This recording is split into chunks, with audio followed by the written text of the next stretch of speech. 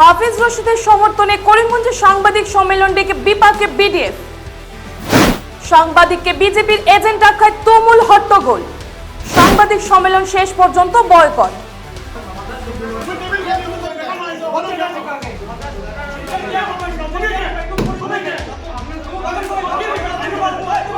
নমস্কার, আপনারা দেখছেন নববার্তা টুডে, সঙ্গে আছে আমি সুস্মিতা। আজ করিমগঞ্জে বরাক ডেমোক্রেটিক ফ্রন্ট সংক্ষেপে বিডিএফ নামের একটি সংগঠন সাংবাদিক সম্মেলন ডেকেছিল। উদ্দেশ্য এবারে লোকসভা নির্বাচনে করিমগঞ্জ আসনে তারা কংগ্রেস প্রার্থী হাফিজ রশিদ আহমেদ চৌধুরীকে সমর্থন করা। নিজেদেরকে নিরপেক্ষ বলে দাবি করে বিডিএফ এর সাংবাদিক সম্মেলনে প্রদেশ কংগ্রেস সমিতির এক নেতাও ছিলেন। যথারীতি বিডিএফ এর কেন্দ্রীয় কমিটির কর্মকর্তার এআইইউডিএফ এর প্রার্থী শাহাবুল ইসলাম চৌধুরী ও বিজেপি প্রার্থী কৃপানাথ মালার সমালোচনা করে কংগ্রেস প্রার্থী হাফিজ রশিদ আহমেদ চৌধুরীকে সমর্থন করার কথা ঘোষণা করেন। এই সংগঠনের সেন্ট্রাল কমিটির আহত এই সাংবাদিক সম্মেলনে যদিও করিমগঞ্জ শাখার কোনো কর্মকর্তা ছিলেন না। তাদের অভিযোগ ছিল গত 30 বছরে বিজেপি বরাক উপত্যকায় কিছুই করেনি। সাংবাদিকরা শুধু প্রশ্ন করেছিলেন যে সংগঠনের করিমগঞ্জ জেলা সমিতির কোনো ব্যক্তি নেই কেন। এতেই মেজাজ বিগড়ে যায় এক বিডিএফ কর্তার। একজন সাংবাদিক শুধু বলেছিলেন যে বরাক উপত্যকার রাস্তাঘাটে কিছুটা উন্নয়ন হয়েছে। বাস তখনই সাংবাদিককে বিজেপির এজেন্ট আখ্যা দেন এক বিডিএফ কর্তা। এতে তীব্র আপত্তি জানান বাকি সব সাংবাদিক। বিডিএফ নামের সংগঠনে যারা করিমগঞ্জে এসেছিলেন তাদের হয়তো প্রশ্ন সহ্য করে তেমন সহনশীলতা নেই।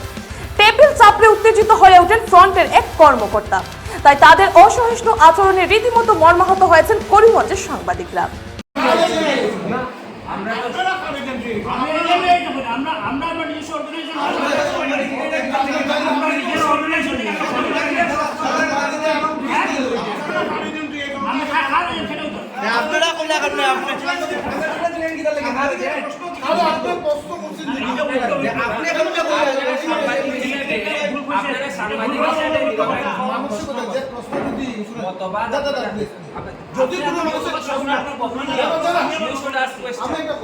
আপনার প্রশ্ন একটা আপনার রকমের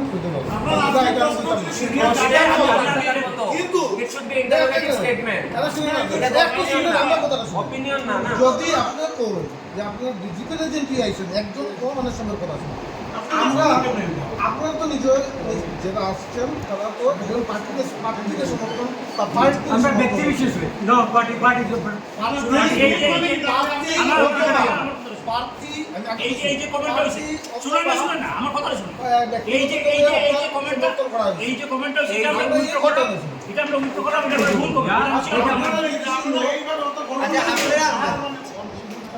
সময় অত বড় কথা বলি না আপনারা টোন দেখতে আসছেন না আপনারা